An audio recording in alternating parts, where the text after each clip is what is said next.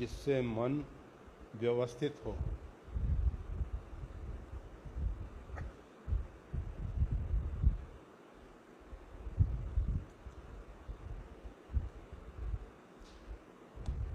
गीता में भगवान कहते हैं यज्ञानाम जप यज्ञोऽस्मि। भगवान का जो यजन है, भगवान का जो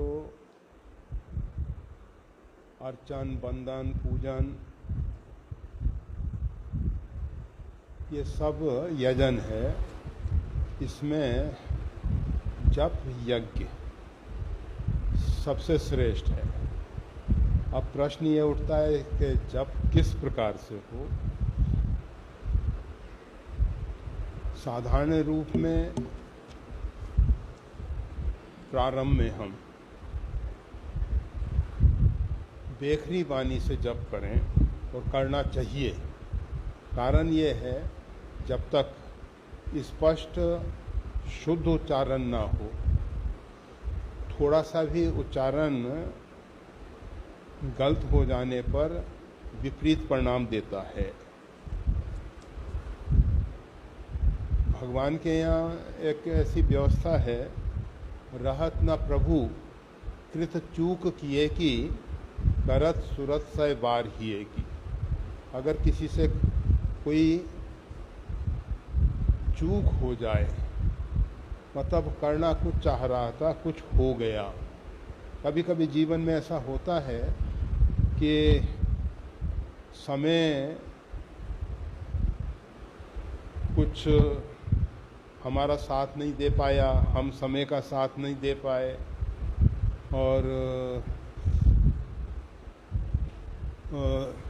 चूक हो जाती है। नीति तो कहती है समय चूक का पछताने। अगर व्यक्ति समय पे चूक गया तो फिर पश्चाताप करने से कुछ नहीं होने वाला है। परंतु परमात्मा के यहाँ रहत न प्रभु कृत चूक किए। भगवान जो हैं उसको हृदय में नहीं रखते हैं। करत सुरत सै वार हिए की। भगवान हृदय को देखते हैं, अंतःकरण को देखते हैं कि इसका अंतःकरण कितना पवित्र है, साफ है, स्वच्छ है। भगवान ये हाड़ मांस के पुतले को नहीं देखते हैं। भगवान जो हैं हृदय को, निर्मल मन जन सो मोहि पावा। जिसका अंतःकरण शुद्ध है, पवित्र है, वही परमात्मा के दरबार में पहुंचता है। वैसे हम मंदिरों में जा सकते हैं, तीर्थों में जा सकते हैं। मंदिरों और तीर्थों में जाने पर भी हम परमात्मा से दूर हैं। परमात्मा हमारे अत्यंत निकट है, परंतु हम परमात्मा से दूर हो रहे हैं। वो कबीर साहब जब कहते हैं साहिब का घर दूर है, कबीर साहब भी अंदर से, हृदय से जानते हैं कि साहिब जो है मेरा, तेरा साहिब तेरे घट भीतर। मुँह को कहाँ ढूंढे रे बंदे, मैं तो तेरे पास में।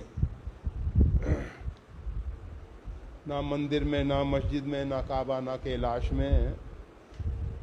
ये कबीर साहब ही कह रहे हैं।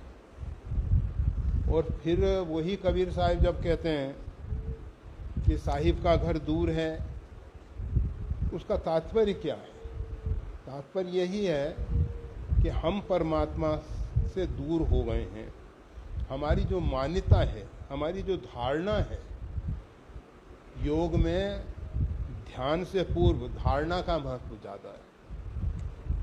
और ये धारणा बाह्य धारणा भी हो सकती है, आंतरिक भी हो सकती है।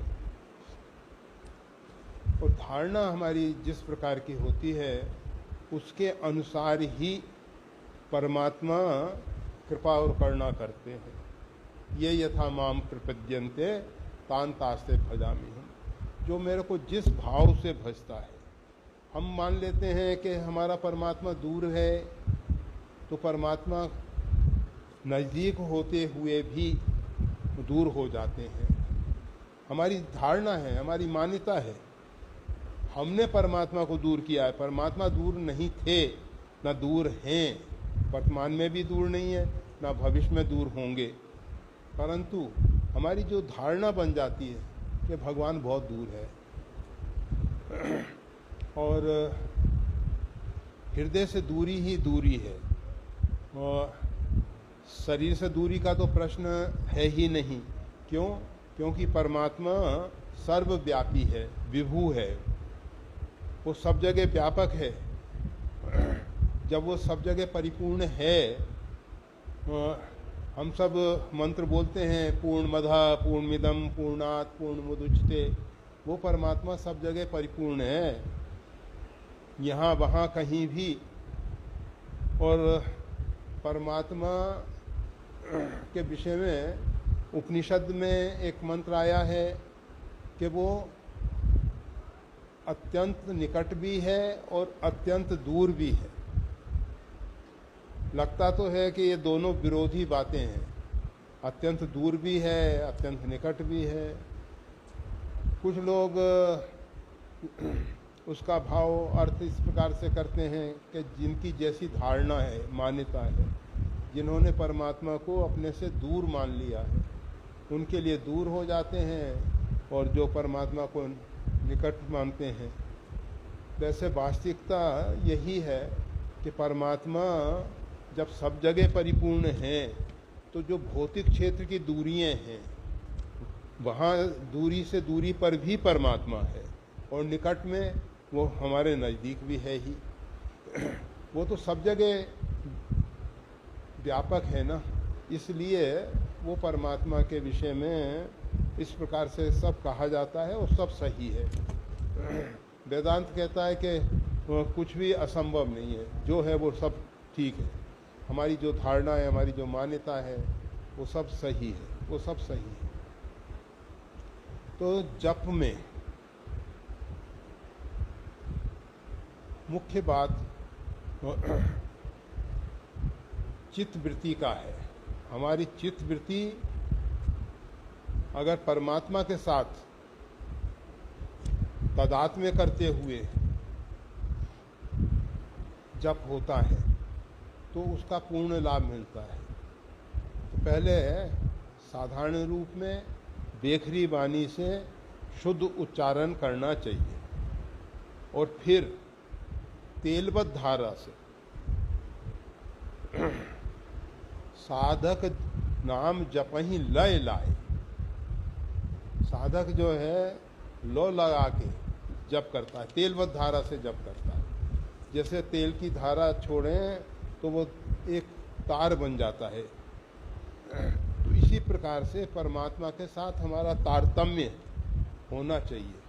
चित्तवृत्ति अन्यत्र भटके नहीं, और उसके लिए भक्त जो है भगवान का आश्रय लेता है। गोस्वामी तुलसीदास जी ने जब उनसे किसी ने पूछा कि नाम जप किस प्रकार से होना चाहिए, या जीवन में हम निश्रेयस की प्राप्ति कैसे कर सकते हैं, आत्मकल्याण कैसे कर सकते हैं, गोस्वामी तुलसीदास जी ने 80 वर्ष की अवस्था में रामचरितमानस की रचना की। 126 वर्ष तक वो इस भूमंडल पे रहे। श्रीमद् गोस्वामी तुलसीदास जी महाराज 126 वर्ष तक इस पृथ्वी पे रहे हैं। तो अधिक अवस्था में 100 वर्ष की अवस्था में उनसे किसी ने प्रश्न किया कि प्रभु, ये जीव जो है जन्म जन्मांतर से यत्र तत्र अपने कर्मानुसार भटक रहा है, तो इसका उद्धार कैसे हो सकता है? हम प्रार्थना में तो रोज कहते हैं भो राम मामूधर, हे राम हमारा उद्धार करो। रोज राम रक्षा में आप सब बोलते हो, भो राम मामूधर, हे राम मेरा उद्धार करो। परंतु हमको भी कुछ करना होगा ना कि भगवान से कह रहे हैं कि भगवान ऐसा करो ऐसा करो। भगवान से प्रार्थना जरूर करें, परंतु हमको भी कुछ करना होगा। तो कौन सा रास्ता है? महापुरुष जिस पे चले हैं। तो गोस्वामी तुलसीदास जी महाराज ने हमको यही मार्गदर्शन दिया, होहु राम को नाम जप, तुलसी तज कुसमाज। ये जप में बहुत महत्वपूर्ण बात है। होहु राम को, हम राम के हो जाए। अभी हम काम के गुलाम बने हुए हैं, कामनाओं के गुलाम हैं, इच्छाओं के गुलाम हैं, इच्छाओं के दास हैं। नाना प्रकार की इच्छाएं हमारे ऊपर हावी हो रही हैं। सुबह से शाम तक हम पता नहीं क्या क्या अपेक्षाएं, आकांक्षाएं करते रहते हैं। ये कर लिया, ये कर लेंगे, ऐसा होगा, ऐसा होगा, ऐसा। जहां राम तह काम नहीं, जहां कामनाएं हैं, जहां अपेक्षाएं हैं, जहां इच्छाएं हैं, वहां परमात्मा नहीं रहते। परमात्मा को रहने के लिए निर्वासनिक होना पड़ता है, वासनाओं से रहित होना पड़ता है, इच्छाओं से रहित होना पड़ता है। भले ही वो अच्छी बुरी दोनों प्रकार की इच्छाएं हो सकती हैं, परंतु दोनों प्रकार की नहीं चाहिए। शुभ और अशुभ, शुभाशुभ परित्यागी, दोनों का त्याग कर दे। ये नहीं है कि अशुभ अशुभ का त्याग करेंगे, शुभ का नहीं। गीता में तो भगवान ने कहा सर्व धर्मान परित्यज, सभी धर्मों को छोड़ दे, तू अन्य आश्रयों को छोड़ दे, कि धर्म हमारा उद्धार करेगा। हम ये धार्मिक कृत्य कर रहे हैं, इससे हमारा उद्धार होगा नहीं, परमात्मा की कृपा और करुणा से ही हमारा उद्धार होगा। हमारे को अंदर से ऐसा लगे कि परमात्मा हमारे हैं। जिस प्रकार से साधारण रूप में बच्चों के, बड़ों के दिमाग में भरा रहता है कि अमुक मेरे माता पिता हैं, उस विचार को कोई नहीं टाल पाता। जन्मदात्री जो माता है, जिसने जन्म में सहयोग किया है, वो पिता है, वो सब हमारे दिल दिमाग में भर दिया है कि ये तुम्हारे माता पिता हैं।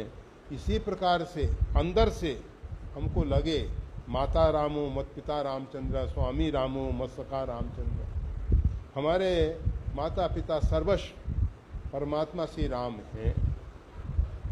अथवा माता श्री जानकी देवी, पिता देवो श्री रामचंद्र, माता आदिशक्ति भगवती जगदम्बा श्री सीता जी हैं और पिता भगवान श्री राम हैं। परमात्मा दोनों रूप में, शक्ति के रूप में और शक्तिमान के रूप में। शक्ति जो है बिना अधिष्ठान के नहीं टिक सकती है। अग्नि के लिए कोई ना कोई अधिष्ठान चाहिए। हम ईंधन में अग्नि को प्रज्वलित करते हैं, अग्नि को कोई अधिष्ठान चाहिए। इसी प्रकार से जो आदिशक्ति भगवती जगदम्बा है, उसका अधिष्ठान वो परमात्मा है, परिपूर्णतम ब्रह्म है। ब्रह्म अपने आप में पूर्ण है, शक्ति उससे अभिन्न है। शक्ति और शक्तिमान को अभिन्न मानते हुए, दो कहियत भिन्न न भिन्न, कहने के लिए भले ही भिन्न है वो, परंतु वो अभिन्न तत्व है, वो एक है।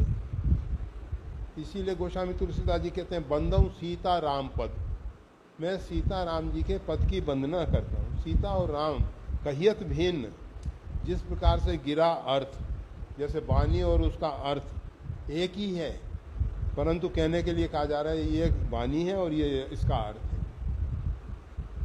ये शब्दों का प्रयोग किया गया है और इसका ये अर्थ है, ये इसका तात्पर्य है। जल और तरंग, तरंग और जल अभिन्न है, परंतु कहते हैं ये जल में तरंग दिखाई दे रहे हैं। इसी प्रकार से उस ब्रह्म में ये जो उसकी परा और अपरा प्रकृति है, वो दृष्टिगोचर होती है, वो उसकी शक्ति है। तो उन दोनों को अभिन्न मानते हुए माता रामो मत पिता रामचंद्र, स्वामी रामो मत सखा रामचंद्र, सर्वस्व में रामचंद्रो। और अगर उनको भिन्न रूप में देख रहे हैं तो माता श्री जानकी देवी, पिता देवो श्री रामचंद्र और बांधव श्री राम भक्तश्च। इस प्रकार से अंदर से सुदृढ़ता आ जाए, मजबूती आ जाए हमारे अंदर कि भगवान हमारे माता पिता हैं। जैसे हमने रक्त के संबंधों को दृढ़ता पूर्वक पकड़ रखा है, इसीलिए हमारे यहाँ विगत रक्त से संबंध नहीं। अभी तक हम बाह्य जो रक्त के संबंध हैं इनको मानते आ रहे, इनसे संबंध अपने स्थान पे हैं, परंतु उनको भुला के जो वास्तविक हमारा जीवात्मा का परमात्मा के साथ संबंध है, ब्रह्म जीव इव सहज संघाती, ब्रह्म और जीव ये सहज ही एक दूसरे के साथ रहने वाले हैं और इतने नज़दीक रहते हैं ये दोनों कि दो नहीं रहते, एक हो जाते हैं। जब बीच में दूरी हट जाए, दूरी के कारण दो हो रहे हैं, जब दूरी है ही नहीं तो दो नहीं रहेंगे, एक हो जाएंगे। जब दो बिंदु अत्यंत निकट होते हैं तो वो एक बन जाता है। दो बिंदु तभी तक अलग हैं जब तक बीच में दूरी है। जब अनेक बिंदु जुड़ते हैं तो एक रेखा बन जाती है। तो ये जो बिंदु एक से एक जुड़ते चले गए, इसी प्रकार से हम परमात्मा के साथ जुड़ जाएं, हम परमात्मा के हो जाएं और फिर जप करें। हम परमात्मा की शरणागति स्वीकार करके फिर जप करें, परमात्मा के साथ सुदृढ़ संबंध स्थापित करके फिर जप करें। और जप करते करते हम अजपा में प्रवेश करें। पहले उपांशु जप होगा, पहले बेखरी वाणी से कहा गया, बेखरी वाणी के उपरांत उपांशु होगा, उपांशु के बाद मानसिक जप होगा और मानसिक जप के बाद अजपा में प्रवेश करें। परंतु कबीर साहब कहते हैं शून्य मरे अजपा मरे, अनहदऊ मर जाए, राम सने ही ना मरे, कह कबीर समझाए। ये निर्विचार की स्थिति, शून्य पर भावातीत ध्यान, ये भी एक सीमा तक है।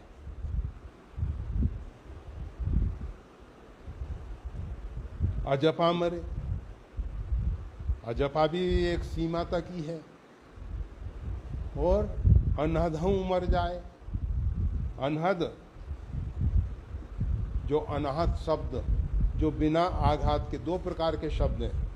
एक आघात से पैदा होने वाला शब्द है, ये जीव जो है वायु में आघात पैदा कर रही है, उससे एक तरंग पैदा हो रही है।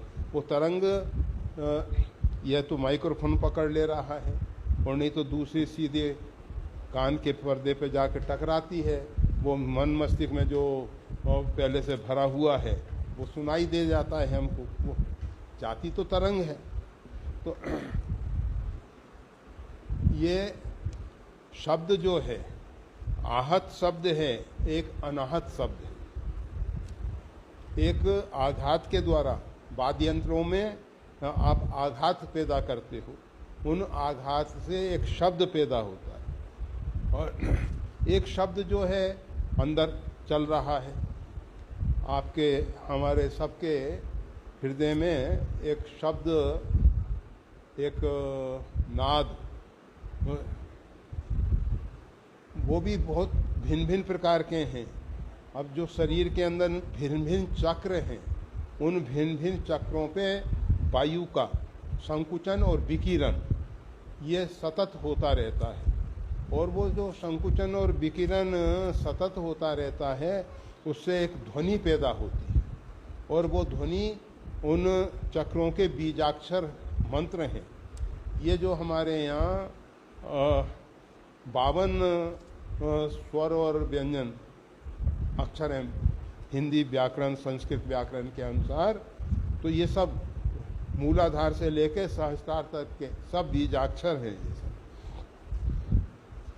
तो ये जब भिन्न भिन्न चक्रों के साथ हम जुड़ते हैं, वो चक्र जागृत होता है तो वो शब्द सुनाई देता है, वो ध्वनि हमको सुनाई देती। और एक ऐसा शब्द है अनहद, अनाहद, जिसकी कोई सीमा नहीं है, पर कबीर साहब कहते हैं अनहदऊ मर जाए। वो शब्द भी वहां तक पहुंचने के बाद भी एक सीमा है। राम सनेही नाम रे कह कबीर समझाए। और ये जो परमात्मा के प्रति जो स्नेह है, प्रेम है, वो कभी नहीं मरता। स तस्मिन परम प्रेम रूपा, भक्ति जो है परम प्रेम है और वो कभी समाप्त नहीं होता। अमृतो भवति, वो स्वयं अमृत स्वरूपा है और जो उस परम प्रेम में स्थित होता है वो भी अमृत हो जाता है। वहाँ मृत्यु नहीं है, केवल सब मरण धर्मा है, केवल अमृत। हम कहते तो हैं मृत्यु और माँ, हमको मृत्यु नहीं चाहिए, अमृतम गमय, हमारी अमृत की ओर यात्रा होनी। तो अमृत है क्या? प्रेमामृत है, नामामृत है।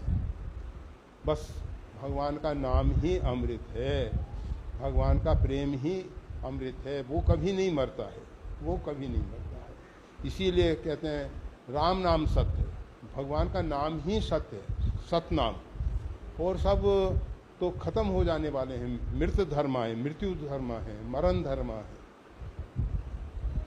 तो ये जप में मुख्य बात यही है कि जीव राम जप जिये जदा सदा सानुराग रे, सदा अनुराग पूर्वक जप करो, अनुराग पूर्वक जप करना चाहिए, प्रेम पूर्वक जप करना चाहिए, क्योंकि प्रेम मरता नहीं है। और जितने भी बताए गए वो तो एक सीमा तक हैं, उनकी एक सीमा है, उस सीमा के बाद हर एक अपनी अपनी सीमा के अंदर रहता है। तो जप में भगवान का प्रेम, भगवान के साथ सुदृढ़ मजबूत संबंध और कुसंग का त्याग, कुसंग का त्याग करके जिस भी कारण, अब बहुत से लोग कहेंगे कि अगर